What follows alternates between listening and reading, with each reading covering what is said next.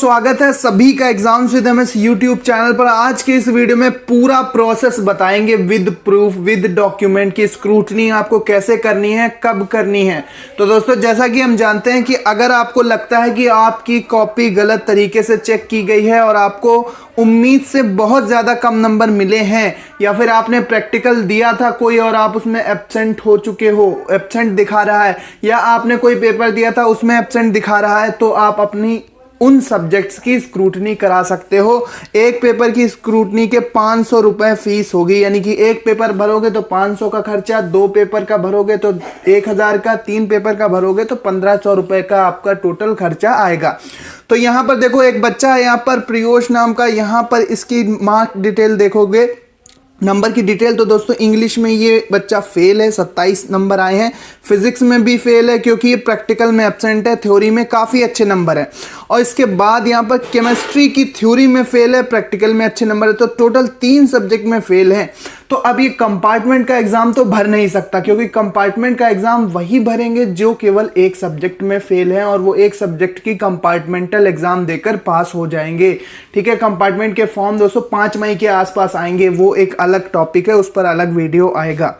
ठीक है, तो अब इसको स्क्रूटनी भरनी है 3 सब्जेक्ट में। तो सबसे पहले ये जाएंगे ऑनलाइन, जहां से स्क्रूटनी के फॉर्म भरे जा रहे हैं, यूपीएमएसपी की वेबसाइट पर, यूपीएमएसपी की वेबसाइट पर जाएंगे और ये वाला फॉर्म, वहाँ पे अपना रोल नंबर, वहाँ पे अपने डिटेल्स, वहाँ से रिजल्ट अपना ओपन करने के बाद इंटरमीडिएट के लिए स्क्रूटनी का फॉर्म, ये जो आपको सामने दिख रहा है, यहाँ पर ये डिटेल इनकी खुल जाएगी और वहाँ पर ये अपने सब्जेक्ट सेलेक्ट करेंगे जिनमें इनको स्क्रूटनी का फॉर्म फिल करना है। तो देखो, इन्होंने तीनों सब्जेक्ट में यस कर रखा है। यहाँ पर फिजिक्स में, इंग्लिश में यस कर रखा है, और केमिस्ट्री में यस कर रखा है, और ये जो फिजिक्स का प्रैक्टिकल था इसमें यस कर रखा है। यानी कि इनको 1500 रुपये का खर्चा आएगा, क्योंकि ये 3 सब्जेक्ट में, एक प्रैक्टिकल और 2 सब्जेक्ट की स्क्रूटनी ये करा रहे हैं, 2 पेपर और 1 प्रैक्टिकल की।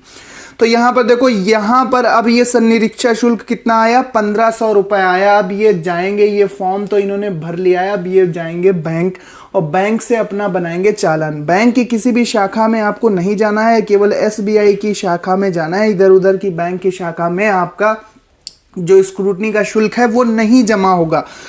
शुल्क जमा होगा तो आपके एसबीआई की शाखा में। तो देखो, ये एसबीआई की शाखा में इन्होंने जाकर अपना चालान बनवाया है। जमा की गई धनराशि 1500, चालान संख्या, इसके बाद तिथि, और यहाँ पर state bank of main branch Mathura का ये छात्र है, तो ये अब चालान बनवाएगा। अब देखो, चालान मैं आपको दिखाता हूँ। ठीक है, अब पता जहाँ पर चालान, आवेदन और चालान भेजना है वो क्या है, board of high school and intermediate education, regional office, खूनी पुल, बेगमपुर रोड, बेगमगढ़, मेरठ। ये इनका क्षेत्रीय कार्यालय है मेरठ का। तो इन्हें मेरठ में पहुंचाना होगा। और अब इनका चालान दिखाते हैं। ये चालान का फॉर्म है जो कि इन्हें भरना है और इनको बैंक में जाकर पैसे जमा करने हैं। तो ये चालान का फॉर्म इन्होंने भरा है। देखो, बैंक का नाम, फिर आईएफएससी कोड, और जमा की गई धनराशि, पता, नाम, कक्षा, है ना, और जितने सब्जेक्ट का शुल्क है 500 × 3 इन्होंने भरा हुआ है। ये सारी डिटेल्स यहाँ पर इन्होंने फिल करके, ये धनराशि शब्दों में, और इन्होंने ये बैंक से चालान बनवा कर अपना ये 1500 रुपये बैंक के, भारतीय स्टेट बैंक, एसबीआई बैंक, यानी कि स्टेट बैंक ऑफ इंडिया की शाखा में जमा कर दिए हैं 1500 रुपये। और इसकी इन्होंने एक प्रिंट आउट ले ली, जो कि ये आपको सामने दिख रही है। ये प्रिंट आउट इन्हें मिल गई। ठीक है, ये प्रिंट आउट इन्होंने चालान द्वारा अपनी फीस पूरी पे करके ये प्रिंट आउट इन्होंने ली।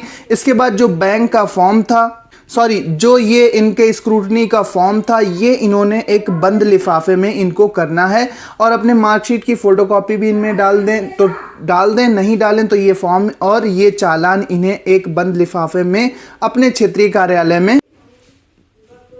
तो ये वाला फॉर्म, ये जो इनका चालान वाला फॉर्म है, ये जो चालान वाला फॉर्म है, ये इनको लेना है जहाँ से इन्होंने फीस डिपॉजिट की है, फीस जमा की है चालान के द्वारा बैंक में। इसकी इन्हें कॉपी मिल गई है बैंक की मोहर के साथ। और इन्होंने जो ये अपना फॉर्म भरा है, ऑनलाइन जो फॉर्म भरा है, इनमें इन्होंने 3 सब्जेक्ट में फॉर्म भरा है, इन दोनों डॉक्यूमेंट को इन्हें एक लिफाफे में करना है और इनको अपने क्षेत्रीय कार्यालय में डाक द्वारा पोस्ट करना है। तो इन्होंने एक बंद लिफाफे में देखो फ्रॉम और टू प्रियोश द्वारा भेजा जा रहा है ये, और ये इनका पता है और कहाँ भेजना है, UP board of high school and intermediate education UP. Address है इनका रीजनल ऑफिस खूनी पुल, ठीक है, ये पूरा इनका एड्रेस है, पिन कोड वगैरह इन्होंने सही से डाल दिया है। और ये बंद लिफाफे में ये दोनों डॉक्यूमेंट, जो स्क्रूटनी का ऑनलाइन फॉर्म भरा है उसकी प्रिंट आउट, और जो इन्होंने बैंक में पैसे जमा किए हैं उसका जो चालान मिला है, उसकी जो रसीद मिली है, ये पूरी उसको बंद करके, हो सके तो अपनी मार्कशीट की फोटोकॉपी भी आप उसके अंदर डाल सकते हैं।